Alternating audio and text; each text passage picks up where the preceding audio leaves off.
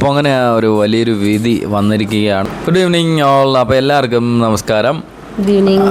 അപ്പോൾ കേരളത്തിൽ വർക്ക് ചെയ്യുന്ന എല്ലാ മെഡിക്കൽ ഫീൽഡിലുള്ളവർക്കും ഒരു വളരെ സന്തോഷമുള്ളൊരു വാർത്തയാണ് ഇന്ന് നമ്മുടെ ഗവൺമെൻറ് പുറപ്പെടുവിച്ചിരിക്കുന്നത്. വേറെ ഒന്നുമല്ല, നിങ്ങളെല്ലാവരും അറിഞ്ഞു കാണും.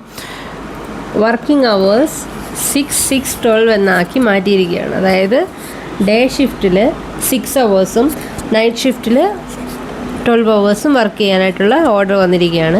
അപ്പോൾ ഇത്രയും നാളും 8 അവറും 9 അവറൊക്കെയാണ് വർക്ക് ചെയ്തുകൊണ്ടിരുന്നത്. പക്ഷേ ഇനി തൊട്ട് നിങ്ങൾക്ക് 6 അവർ ഡ്യൂട്ടി എടുത്താൽ മതി. അത് നഴ്സുമാരായിക്കോട്ടെ ഡോക്ടർമാരായിക്കോട്ടെ, ഇനി കേരളത്തിൽ വർക്ക് ചെയ്യുവാണെങ്കിൽ 6 അവർ മാത്രം വർക്ക് ചെയ്താൽ മതി.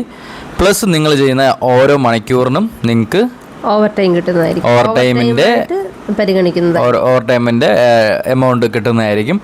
സോ പണിയെടുക്കൂ കാശുണ്ടാക്കൂ എന്നുള്ളത് കേരള സർക്കാരും അങ്ങനെ ബാംഗ്ലൂരിനെ പോലെ തന്നെ ഇവിടെയും കൊണ്ടുവന്നിരിക്കുകയാണ്. അപ്പോൾ അത്തരത്തിൽ ഈ ഒരു വിഷയത്തെ പറ്റിയിട്ട് കുറച്ച് കാര്യങ്ങൾ നമ്മൾ മെഡിക്കൽ ഫീൽഡിൽ വർക്ക് ചെയ്യുന്നത് കൊണ്ട് തന്നെ നമുക്ക് കുറച്ച് കാര്യങ്ങളൊക്കെ പറയാനുണ്ട്. അപ്പോൾ ഇത്തരത്തിൽ ഒരു നല്ലൊരു ഉത്തരവ് പുറപ്പെടുവിച്ച നമ്മുടെ കേരള ഗവൺമെൻറ്റിന് ആദ്യമേ തന്നെ ഒരു ഹാറ്റ്സ് ഓഫ് പറഞ്ഞുകൊണ്ട് നമ്മൾ ഈ വീഡിയോ തുടങ്ങുകയാണ്. നമ്മുടെ ഹെൽത്ത് പ്രൊഫഷനിലെ കാര്യങ്ങളൊക്കെ ആയിട്ട്. ഓക്കെ, അപ്പോൾ ആദ്യമേ തന്നെ ഞാൻ പറയാം, ഈ 6 അവർ ആക്കി ഡ്യൂട്ടി ടൈം കുറച്ചെന്നുള്ളതിൽ എനിക്ക് പറയാനുള്ളത് അതൊരു വലിയൊരു റിലീഫ് തന്നെയാണ്. ഒത്തിരി പേർക്ക് അത് ഒരു റിലീഫായിട്ടുള്ള കാര്യം തന്നെയാണ്. കാരണം എന്താണെന്ന് വെച്ച് കഴിഞ്ഞാൽ, ഒന്നാമത്തെ കാര്യം 6 അവർ ആക്കി ഡ്യൂട്ടി ടൈം കുറയ്ക്കുമ്പോൾ ഒത്തിരി പേര് മറുപടി പറയുന്നുണ്ടായിരുന്നു, അല്ലെങ്കിൽ അഭിപ്രായം പറയുന്നുണ്ടായിരുന്നു, നമുക്ക് 8 അവർ ചെയ്യുമ്പോഴാണെങ്കിൽ നമുക്ക് ഓഫ് കിട്ടാറുണ്ടായിരുന്നെന്ന്. അപ്പോൾ എനിക്ക് പറയാനുള്ളത് 8 അവർ ഡെയിലി ചെയ്ത് ഒരാഴ്ചയിൽ 2 ദിവസം ഓഫ് എടുക്കുന്നതിനെക്കാട്ടിയും ഡെയിലി രാവിലെ 8 മണിക്ക് വന്ന് ഉച്ചയ്ക്ക് 2 മണിക്ക് പോയിട്ട് ബാക്കിയുള്ള സമയം നമുക്ക് പുറത്തേക്ക് പോകണമെങ്കിൽ എവിടെയെങ്കിലും പോകാം, കൂട്ടുകാരൻ്റെ ആരെങ്കിലും കല്യാണം ഉണ്ടെങ്കിൽ പങ്കെടുക്കാം, ട്രിപ്പ് പോകണമെങ്കിൽ പോകാം, ഒരു ഹാഫ് ഡേ ഒക്കെ. അപ്പോൾ അതിനുള്ള സാഹചര്യം കൂടി ഇപ്പോൾ റെഡിയായിരിക്കുകയാണ്. പിന്നെ മറ്റൊരു കാര്യം പറയണത്, ഈ 6 അവർ ഡ്യൂട്ടി ടൈം ആക്കുമ്പോൾ ആ 6 അവറിൽ തന്നെ ഒരു സ്റ്റാഫ് റിലീവായി പോകുന്നുണ്ട് എന്നുള്ളതും കൂടി ഒന്ന് ഉറപ്പ് വരുത്തണം. കാരണം ഈ 6 അവർ കഴിഞ്ഞ് ഇപ്പം സ്റ്റാഫ് തന്നെ ഇപ്പം ഉച്ചയ്ക്ക് 2 മണിക്ക് രാവിലെ 8 മണിക്ക് കയറി ഉച്ചയ്ക്ക് 2 മണിക്ക് ഇറങ്ങുന്നതാണെന്ന് വെച്ചോ. അടുത്ത 2 മണിയുടെ സ്റ്റാഫ് വന്നാൽ മാത്രമേ 2 മണിക്ക് ഇറങ്ങാനുള്ള സ്റ്റാഫിന് ഇറങ്ങാൻ പറ്റത്തുള്ളൂ.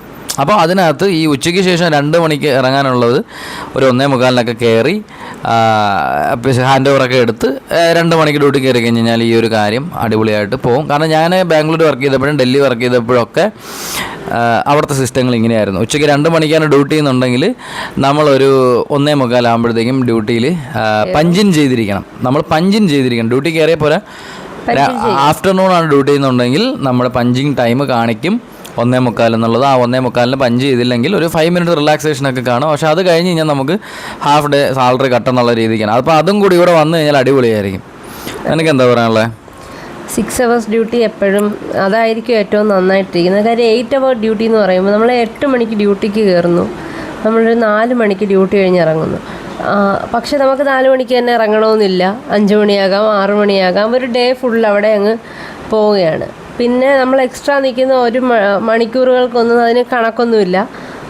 അത് ഓവർ ടൈമായിട്ട് കൂട്ടത്തുമില്ലായിരുന്നു. പുറത്തൊക്കെ ആണെങ്കിൽ അത് ഓവർ ടൈമായിട്ട് കണക്കാക്കുമായിരുന്നു. പക്ഷേ ഇവിടെ നമ്മുടെ നാട്ടിലത് ഓവർ ടൈമായിട്ട് പരിഗണിക്കില്ല. വളരെ ചുരുക്കം ചില ഹോസ്പിറ്റൽസിൽ മാത്രം ഓവർ ടൈം, അതും ഒരു 100-200 ഹോസ്പിറ്റൽ എടുക്കുമ്പോൾ 1-2 ഹോസ്പിറ്റൽസിൽ ഓവർ ടൈം കൊടുക്കും. പക്ഷേ ഇപ്പോൾ അതെല്ലാ ഹോസ്പിറ്റൽസ്, അതായത് 50 ബെഡിന് മേലെയുള്ള എല്ലാ ഹോസ്പിറ്റൽസും, 50 ബെഡിന് മേലെയുള്ള എല്ലാ ഹോസ്പിറ്റൽസിലും 50 ബെഡിലാണോ അത് ഇപ്പൊ 50 ബെഡാണ്. ഇപ്പം 50 ബെഡിന് താഴെയുള്ള ഹോസ്പിറ്റൽസിന് എല്ലാ ഹോസ്പിറ്റൽ അതായത് പ്രൈവറ്റ് സെക്ടറിലും ഗവൺമെൻറ് സെക്ടറിലുള്ള എല്ലാ ഹോസ്പിറ്റൽസിലും ഇപ്പോൾ ഈ ഒരു റൂള് ബാധകമായിട്ടുണ്ട്. അതായത് 6 അവേഴ്സ് ഡ്യൂട്ടി, അതിനപ്പുറം ചെയ്യുന്നതെല്ലാം ഓവർ ടൈം. നൈറ്റ് ഷിഫ്റ്റ് മാത്രം 12 അവേഴ്സ്. അത് എന്തുകൊണ്ട് നല്ലതാണ്. അപ്പോൾ ഒരു കാര്യം എനിക്ക് കൂട്ടിച്ചേർക്കാനുള്ളത്, ഈ ഒരു സമയക്രമം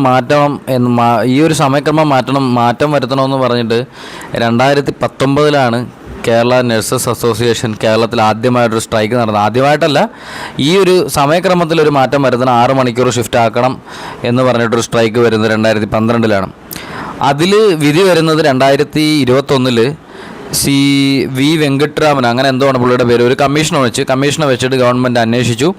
അപ്പോൾ ആ ഒരു കമ്മീഷൻ ഇത് ശരിവെച്ചു. കാരണം 6 മണിക്കൂർ അല്ല 8 മണിക്കൂർ ഡ്യൂട്ടി ടൈം സ്റ്റാഫിനത് ഹെൽത്ത് വൈസ് ആണെങ്കിലായിക്കോട്ടെ മെൻ്റൽ വൈസ് ആണെങ്കിലും അത് സ്ട്രെസ്സാണെന്നും അപ്പോൾ ഈ ഒരു ഡ്യൂട്ടി ടൈം കുറയ്ക്കണമെന്ന് അവർ പറയുന്ന ആവശ്യം ശരിവെക്കണമെന്നും പറഞ്ഞിട്ട് 2021 ഒരു ഉത്തരവ് വന്നു. പക്ഷേ ഇത് ആക്ച്വലി ഒരു 100 ബെഡിന് മേളിലോട്ടുള്ള ഹോസ്പിറ്റൽസിന് മാത്രമായിരുന്നു അന്ന് ഈ ഒരു ഉത്തരവ് ബാധകമായി വന്നിരുന്നത്.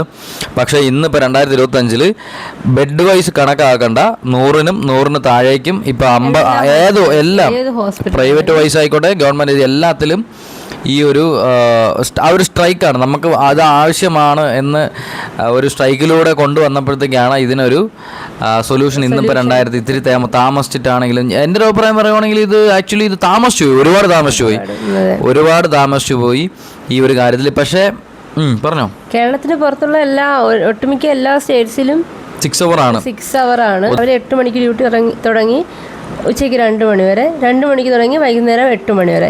പിന്നെ 12 hours 8 to 8, അതായത് രാത്രി 8 തൊട്ട് പിറ്റേത് രാവിലെ 8 മണി വരെ ഡ്യൂട്ടി ഷിഫ്റ്റ്, അതായത് നൈറ്റ് ഡ്യൂട്ടി 12 hours. അങ്ങനെയുള്ളൊരു പാറ്റേണാണ് ബാക്കി എല്ലാ ഹോസ്പിറ്റലും ഫോളോ ചെയ്യുന്നത്. കേരളത്തിൽ ഇപ്പോൾ അത് വന്നത് വളരെ നല്ല കാര്യമായിട്ട് നമുക്ക് തോന്നുകയാണ്. പിന്നെ ഈ ഡ്യൂട്ടി ടൈം, അതായത് ഈ 8 hour ഷിഫ്റ്റ് മെജോറിറ്റി എല്ലാ ഹോസ്പിറ്റൽസും ഇടുന്നതിൻ്റെ മെയിൻ കാരണം എന്ന് വെച്ചാൽ സ്റ്റാഫ് ഷോർട്ടേജ് കാരണമാണ്. നമ്മുടെ കേരളം എന്ന് പറയുമ്പോൾ എല്ലാ വർഷവും ഒരുപാട് നഴ്സുമാരെ ആണെങ്കിലും ഹെൽത്ത് പ്രൊഫഷണൽസിനെ ആണെങ്കിലും പാസ് ഔട്ടായി ഇറങ്ങുന്നുണ്ട്. പക്ഷേ എന്നിട്ടും നമുക്ക് സ്റ്റാഫിൽ ഷോർട്ടേജ് വരികയാണ്. അല്ല, അതിൽ ഞാൻ ഒരു സംഭവം പറഞ്ഞില്ല. അത് എനിക്കൊരു അനുഭവമുണ്ട്. ഞാൻ കോഴ്സ് കഴിഞ്ഞ് ഇറങ്ങിയ സമയത്ത് ഞാൻ ആക്ച്വലി തിരുവനന്തപുരത്ത്, എൻ്റെ നാടായിട്ടുള്ള തിരുവനന്തപുരത്ത് ഒരുപാട് ഹോസ്പിറ്റലിൽ മൾട്ടിനാഷണൽ കമ്പനികൾ നടത്തുന്ന ഹോസ്പിറ്റൽ ആസ്റ്റർ തൊട്ട് എല്ലാ ഹോസ്പിറ്റലും NAVH ആയിക്കോട്ടെ നോർമൽ ഹോസ്പിറ്റൽസ് ആയിക്കോട്ടെ എല്ലാ ഹോസ്പിറ്റലിലും കയറി ഇറങ്ങി എൻ്റെ സർട്ടിഫിക്കറ്റും കോഴ്സ് കംപ്ലീഷനൊക്കെ കൊണ്ടുപോയി എല്ലാ ഹോസ്പിറ്റലിലും കയറി ഇറങ്ങി. അപ്പോൾ എല്ലാവരും പറയുന്നത്, മോനെ നീ എക്സ്പീരിയൻസ് കൊണ്ടുപോകാൻ ഞാൻ നിങ്ങൾക്ക് ജോലി തരാം, അല്ലാതെ ഞങ്ങൾക്ക് ജോലി തരാൻ പറ്റില്ല എന്നാണ്. അതും അവർ ചോദിക്കുന്ന എക്സ്പീരിയൻസ് എന്ന് പറഞ്ഞു കഴിഞ്ഞാൽ ഗൾഫ് എക്സ്പീരിയൻസ് ഉണ്ടോ, യൂറോപ്യൻ എക്സ്പോഷർ ഉണ്ടോ, അതായത് യൂറോപ്യൻ രാജ്യത്ത് പോയി അവിടുത്തെ ജോലി അവിടുത്തെ സിസ്റ്റമൊക്കെ പഠിച്ച് അതിൽ നമ്മൾ പ്രാവീണ്യം തെളിയിച്ചിട്ടുണ്ടോ എന്നൊക്കെയാണ്. അപ്പോൾ അത്തരത്തിലായിരുന്നു ഒരു ഫ്രഷറായിട്ടുള്ള ഞാൻ ബാംഗ്ലൂർ പഠിച്ചിട്ട് നാട്ടിൽ വന്ന് ജോലി കയറാൻ നിന്നപ്പം. പക്ഷേ എനിക്ക് പറയാനുള്ളത്, നമ്മുടെ ബാംഗ്ലൂരിലെ ഹെൽത്ത് സിസ്റ്റം മാനേജ്മെൻറ്റ് നമ്മുടെ നാട് കണ്ടുപിടിക്കണം. കാരണം എന്ന് വെച്ച് കഴിഞ്ഞാൽ അവിടെ ഒരു കുട്ടി പഠിച്ചിറങ്ങിക്കഴിഞ്ഞ് കഴിഞ്ഞാൽ വിത്ത് പ്ലേസ്മെൻ്റ് ആണ് കോളേജുകൾ സ്പോൺസർ ചെയ്യുന്നത്. കാരണം എന്ന് വെച്ച് കഴിഞ്ഞാൽ ഒരുപാട് ഹോസ്പിറ്റൽസിന് സ്റ്റാഫിന് ആവശ്യമുണ്ട്. ഈ പഠിച്ചിറങ്ങുന്ന ഓരോ കുട്ടിക്കും ജോലി അവർ വാഗ്ദാനം ചെയ്യുമ്പോൾ എന്താ സംഭവിക്കണമെന്ന് വെച്ച് കഴിഞ്ഞാൽ ഒരു വളരെ ലോ പാക്കേജ് സാലറി സിസ്റ്റം വെച്ചാൽ മതി. ഉദാഹരണത്തിന് ഒരു ഫ്രഷറിനെ നമ്മൾ ഹയർ ചെയ്ത് കഴിഞ്ഞാൽ ഒരു 20,000 രൂപ ഇപ്പോഴത്തെ നിലവിലുള്ള ഒരു ഇത് വെച്ച് 20,000 രൂപ സാലറി കൊടുത്തെന്ന് ഇരിക്കട്ടെ. ഈ വ്യക്തി എന്തായാലും അവിടെ 2-3 കൊല്ലമൊന്നും കണ്ടിന്യൂ ചെയ്യാൻ പോകുന്നില്ല. ബാംഗ്ലൂർ നടക്കുന്ന കാര്യമാണ് ഞാൻ പറയുന്നത്. ഒരു 2 കൊല്ലം വർക്ക് ചെയ്യും, എക്സ്പീരിയൻസ് എടുക്കും, പുറത്ത് ഏതെങ്കിലും വേറെ ഹോസ്പിറ്റലിൽ നോക്കും, അല്ലെങ്കിൽ പുറത്ത് ഗൾഫിലോട്ടോ യൂറോപ്യൻ കൺട്രിയിലോട്ടോ നോക്കും. അതേ സ്ഥാനത്ത് ഈ ഹോസ്പിറ്റൽ എന്താ ചെയ്യുന്നതെന്ന് വെച്ച് കഴിഞ്ഞാൽ ഒരു സാലറി സ്ലാബ് വയ്ക്കും 20,000 രൂപ ഫ്രഷേഴ്സിന്.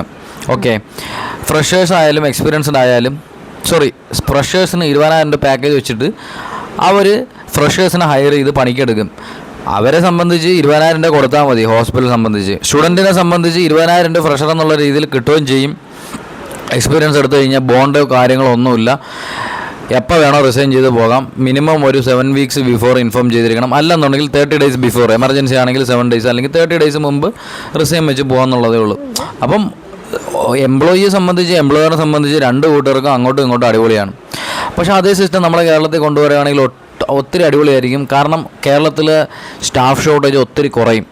പിന്നെ ഒത്തിരി പേർക്ക് ജോലി കിട്ടും, അതും മാന്യമായ ശമ്പളത്തിൽ ജോലി കിട്ടും. പിന്നെ ഫ്രഷേഴ്സായിട്ടുള്ള ഒരാളെ ഹയർ ചെയ്ത് അവർക്ക് കൊടുക്കുന്ന സാലറി തന്നെ കൊടുക്കണമെന്നില്ല ഫ്രഷേഴ്സിന്. ഹോസ്പിറ്റലിനെ സംബന്ധിച്ചോ അത് ലാഭകരമായ ഒരു പരിപാടിയായിരിക്കും. അപ്പോൾ അങ്ങനെയൊക്കെ മാറി ചിന്തിച്ചാൽ അടിപൊളിയായിരിക്കും. പറഞ്ഞോ. അല്ല, ഇപ്പോഴും എക്സ്പീരിയൻസ് ആയിട്ടുള്ള ഒരു സ്റ്റാഫിനെ ഹയർ ചെയ്യുന്നതിനേക്കാളും ലാഭം ഹോസ്പിറ്റൽസിന് ഫ്രഷേഴ്സിനെ ഹയർ ചെയ്യുന്നത്. പക്ഷെ നമ്മുടെ നാട്ടിൽ ഫ്രഷേഴ്സിനെ അധികം ഹയർ ചെയ്യാറില്ല. ഒട്ടുമിക്ക ഹോസ്പിറ്റൽസിൽ നമ്മൾ കയറുമ്പോഴും ഫ്രഷേഴ്സിനെ ഹയർ ചെയ്യുന്നത് വളരെ കുറവായിരിക്കും. അവർ എക്സ്പീരിയൻസ് നോക്കിയിട്ടായിരിക്കും ഹയർ ചെയ്യുന്നത്. അഥവാ ഫ്രഷേഴ്സിനെ ഹയർ ചെയ്യുകയാണെങ്കിൽ സാലറി വളരെ കുറവായിരിക്കും കൊടുക്കുന്നത്. അതായത് ഒരു 10-15 ആയിരിക്കും ഫ്രഷേഴ്സിന് കൊടുക്കുന്നത്. നമ്മുടെ ഇതിനു മുന്നേ 2016-17 വർഷങ്ങളിൽ നഴ്സിംഗ് അസോസിയേഷൻ ഒരു സ്ട്രൈക്ക് കേരളത്തിൽ നടത്തി.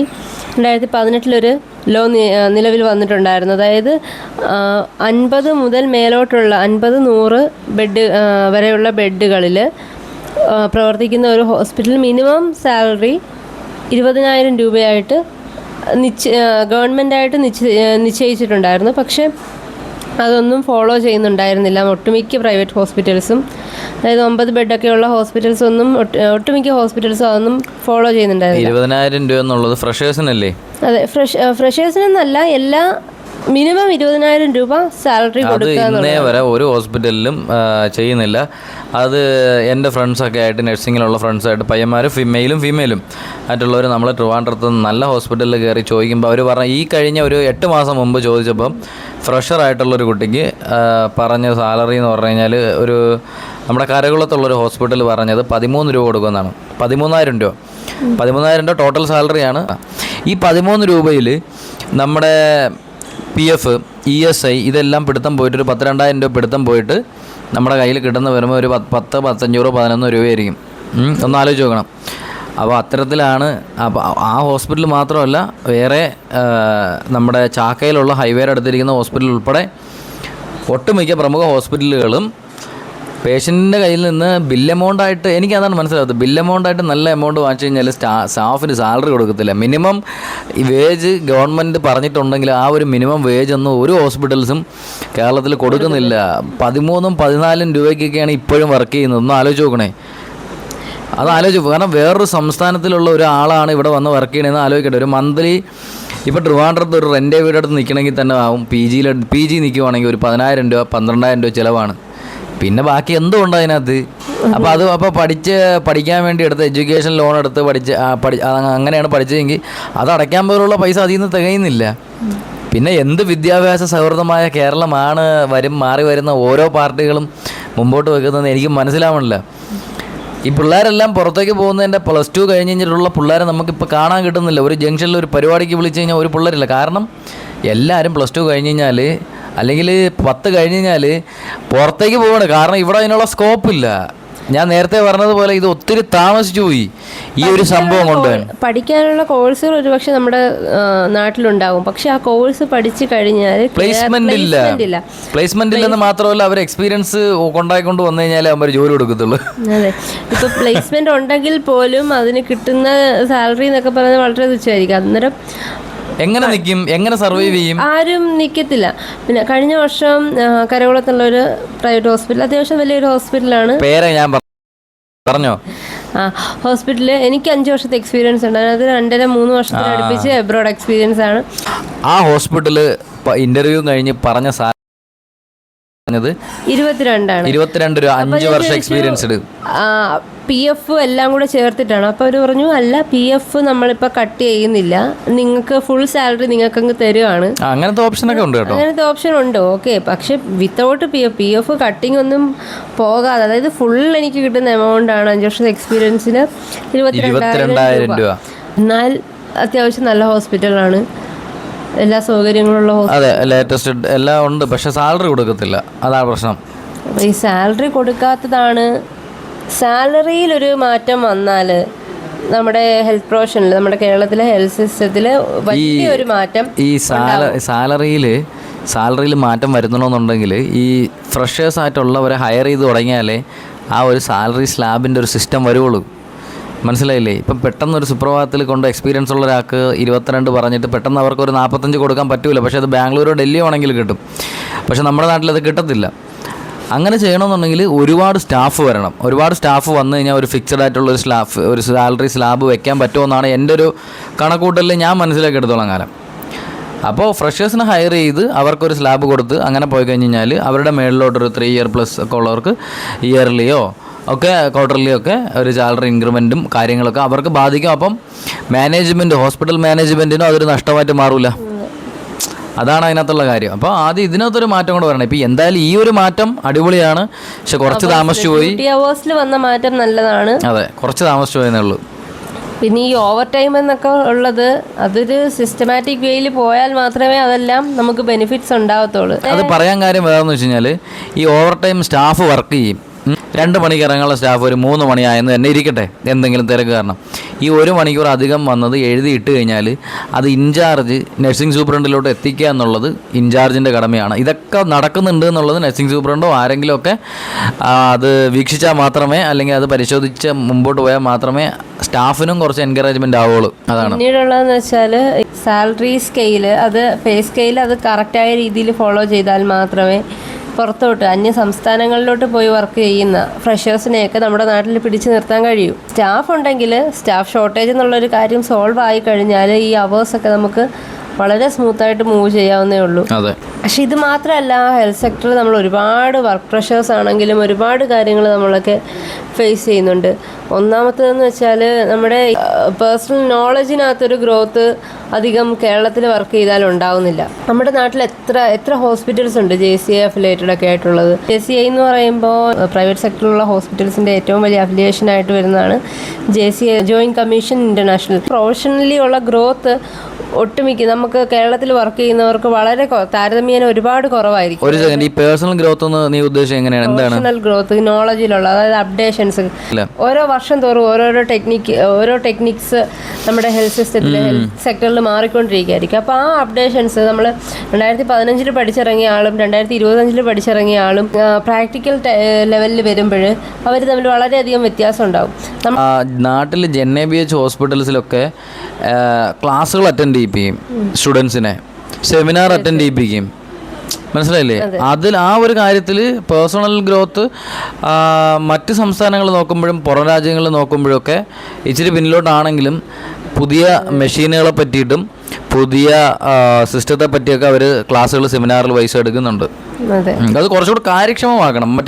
മറ്റതുപോലെ നമുക്ക് നല്ലൊരു എക്സ്പോഷർ ഇല്ലെന്നേ ഉള്ളൂ, പക്ഷെ നടക്കുന്നുണ്ട് അത്. ഇപ്പോൾ പേഴ്സണൽ ആയിട്ടുള്ള ഗ്രോത്ത്, നമ്മുടെ നോളജിലാണെങ്കിലും നമ്മുടെ പ്രാക്ടിക്കൽ സൈഡിലുള്ള കാര്യങ്ങളിലുള്ള ഒരു ഗ്രോത്ത്, പ്രൊഫഷണൽ ഗ്രോത്ത് നമുക്ക് കേരളത്തിൽ കമ്പാരിറ്റീവ്ലി മറ്റ് സ്റ്റേറ്റുകളെ അപേക്ഷിച്ച് കമ്പാരിറ്റീവ്ലി കുറവാണ്. അതൊക്കെ നമ്മൾ ഇനി അതിനെയൊക്കെ സംബന്ധിച്ചിട്ടുള്ള കാര്യങ്ങൾ നല്ല മൂവ്മെൻറ്റ്സ് ഗവൺമെൻറ്റിൻ്റെ ഭാഗത്തു നിന്നാണേലും ആരോഗ്യവകുപ്പിൻ്റെ ഭാഗത്തു നിന്നാണേലും ഒക്കെ ഉണ്ടായാൽ വളരെ നല്ലതായിരിക്കും.